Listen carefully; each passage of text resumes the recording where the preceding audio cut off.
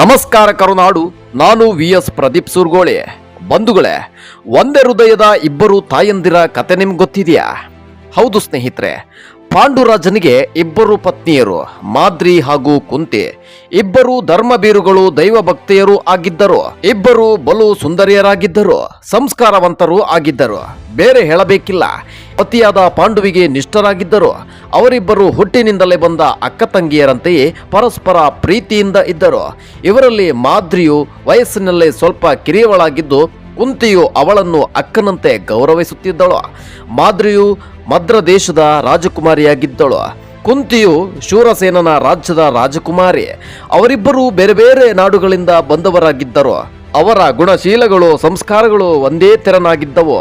ಅವರಿಬ್ಬರು ಒಂದೇ ಹೃದಯವಿರುವ ಎರಡು ಶರೀರಗಳಂತೆ ಇದ್ದರು.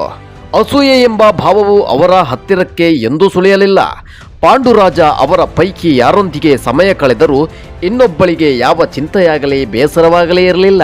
ದೊರೆ ಪಾಂಡುವು ಅವರಿಬ್ಬರನ್ನು ಸಮಾನವಾಗಿ ಪ್ರೀತಿ ಮಾಡುತ್ತಿದ್ದ. ಒಮ್ಮೆ ವೇದವ್ಯಾಸನು ಪಾಂಡುವನ್ನು ಕೇಳಿದ, ರಾಜನೇ, ನಿನ್ನ ಇಬ್ಬರು ಪತ್ನಿಯರಲ್ಲಿ ಯಾರನ್ನು ಹೆಚ್ಚು ಪ್ರೀತಿಸುತ್ತೀಯಾ? ಪೂಜ್ಯರೇ, ನನಗೆ ಹಲವೊಮ್ಮೆ ಇಬ್ಬರು ಹೆಂಡಂದಿರು ಇದ್ದಾರೆ ಎಂಬುದೇ ಮರೆತು ಹೋಗುತ್ತದೆ. ನಾನು ಒಬ್ಬಳ ಜೊತೆ ಇದ್ದಾಗ ಇನ್ನೊಬ್ಬಳು ನನ್ನ ಜೊತೆಯೇ ಮಾನಸಿಕವಾಗಿ ಇದ್ದಂತೆ ಅನಿಸುತ್ತದೆ. ಆದ್ದರಿಂದ ನಾವು ಮೂವರು ಮಾನಸಿಕವಾಗಿ ಹಾಗೂ ಆಧ್ಯಾತ್ಮಿಕವಾಗಿ ಒಂದೇ ವ್ಯಕ್ತಿ ಆಗಿರುವಂತೆ ಅನ್ನಿಸುತ್ತದೆ ಎಂದು ಪಾಂಡು ಹೇಳುತ್ತಾನೆ. ಕುಂತಿಯು 3 ಮಕ್ಕಳನ್ನು, ಮಾದ್ರಿಯು 2 ಮಕ್ಕಳನ್ನು ಹೆತ್ತಿದ್ದರು. ಎಲ್ಲ 5 ಗಂಡು ಮಕ್ಕಳೇ. ಯುಧಿಷ್ಠಿರ, ಭೀಮ, ಅರ್ಜುನರು ಕುಂತಿಯ ಮಕ್ಕಳಾದರೆ, ನಕುಲ, ಸಹದೇವರು ಮಾದ್ರಿಯ ಮಕ್ಕಳು. ಎಲ್ಲ 5 ಒಂದೇ ಘಟಕದಂತೆ ಇದ್ದರು. 5 ಶರೀರ, 1 ಮನಸ್ಸು ಅವರದ್ದಾಗಿತ್ತು. ಒಂದೇ ಅಂಗೈನ 5 ಬೆರಳುಗಳಿಗೆ ಅವರನ್ನು ಹೋಲಿಸುತ್ತಿದ್ದರು. ಈ ಮಕ್ಕಳು ಬೇರೆ ಬೇರೆ ತಾಯಂದಿರ ಮಕ್ಕಳೆಂದು ಯಾರೂ ಹೇಳುವಂತಿರಲಿಲ್ಲ. ಒಂದು ಶಾಪದ ದೆಸೆಯಿಂದ ಪಾಂಡುವು ತನ್ನ ಜೀವಿತದ ಕೊನೆಯ ವರ್ಷಗಳಲ್ಲಿ ಅರಣ್ಯವಾಸವನ್ನ ಅನುಭವಿಸಬೇಕಾಯಿತು. ಅವನ ಜೊತೆಗೆ ಅವನ ಹೆಂಡತಿಯರು, ಮಕ್ಕಳು ಕಾಡಿಗೆ ಹೋದರು. ಪಾಂಡುವು ಕಾಡಿನಲ್ಲಿ ಒಂದು ದಾರುಣ ಸನ್ನಿವೇಶದಲ್ಲಿ ಕೊನೆಯುಸಿರೆಳೆದ. ಆಗ ವಿಧವೆಯ ಬಾಳು ಬಾಳುವುದು ಒಂದು ಶಾಪವೆಂದೇ ಪರಿಗಣಿತವಾಗಿತ್ತು. ಹೀಗಾಗಿ ತಮ್ಮ ಪತಿಯೊಂದಿಗೆ ಸಹಗಮನ ಮಾಡಬೇಕೆಂದು ಪಾಂಡುವಿನ 2 ಪತ್ನಿಯರು ಮುಂದಾದರು. ಪತಿಯೊಂದಿಗೆ ಸಹಗಮನ ಮಾಡುವ ಕುಂತಿಯ ನಿರ್ಧಾರದಿಂದ ಮಾದ್ರಿಗೆ ಚಿಂತೆಯಾಯಿತು.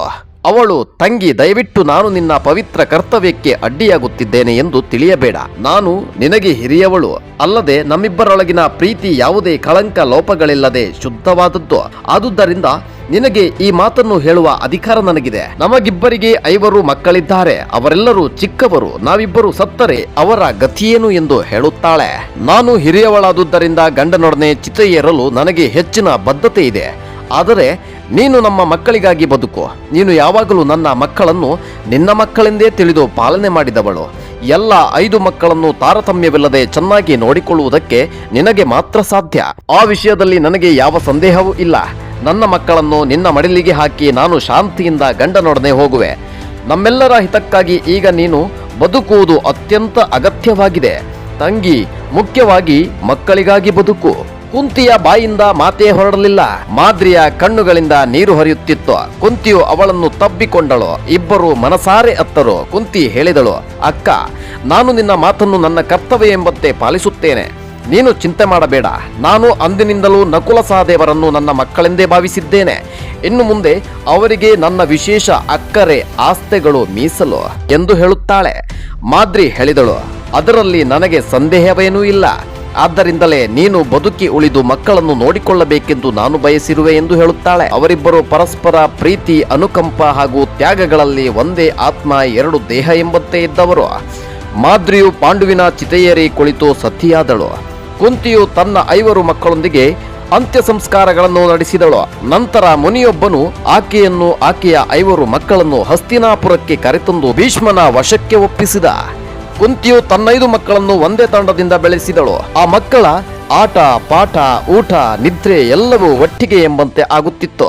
ಅಷ್ಟೇ ಏನು, ಅವರಿಗೆ ಹೆಂಡತಿಯು ಒಬ್ಬಳೇ ಆದಳು. ಮುಂದೆ ಲೋಕದಲ್ಲಿ ಅವರು ಒಂದು ಮಹಾಶಕ್ತಿಯಾಗಿ ಬೆಳೆದರು. ಅನೇಕ ಯುದ್ಧಗಳನ್ನು ಅವರು ಐಕ್ಯದಿಂದ ಹೋರಾಡಿ ಗೆದ್ದರು. ತಾಯಿಯ ಜೊತೆ ಅವರು ಜೀವನದಲ್ಲಿ ಅನೇಕ ಕಷ್ಟಗಳನ್ನ ಎದುರಿಸಿ ಗೆದ್ದರು. ಕುಂತಿಯು ಎಲ್ಲ 5 ಮಕ್ಕಳನ್ನು ಸಮಾನರಾಗಿ ಕಂಡು ತಿದ್ದಿ ತೀಡಿ ಬೆಳೆಸಿದ್ದರಿಂದ ಇದು ಸಾಧ್ಯವಾಯಿತು. ಸವತಿಯರ ಪ್ರೀತಿಗೆ ಹೇಗೆ ಕುಂತಿ ಮಾದ್ರಿಯರು ಲಾಂಛನಗಳಾದರು, ಅಂತೆಯೇ ಅವರ ಮಕ್ಕಳಾದ ಪಂಚ ಪಾಂಡವರು ಮುಂದೆ ಸೋದರ ಪ್ರೀತಿ ಏಕತೆಗಳಿಂದ ಲಾಂಛನಗಳಾದರು. ಇದು ಒಂದೇ ಹೃದಯದ ಇಬ್ಬರು ತಾಯಂದಿರ ಕತೆ. ನಮಸ್ಕಾರ.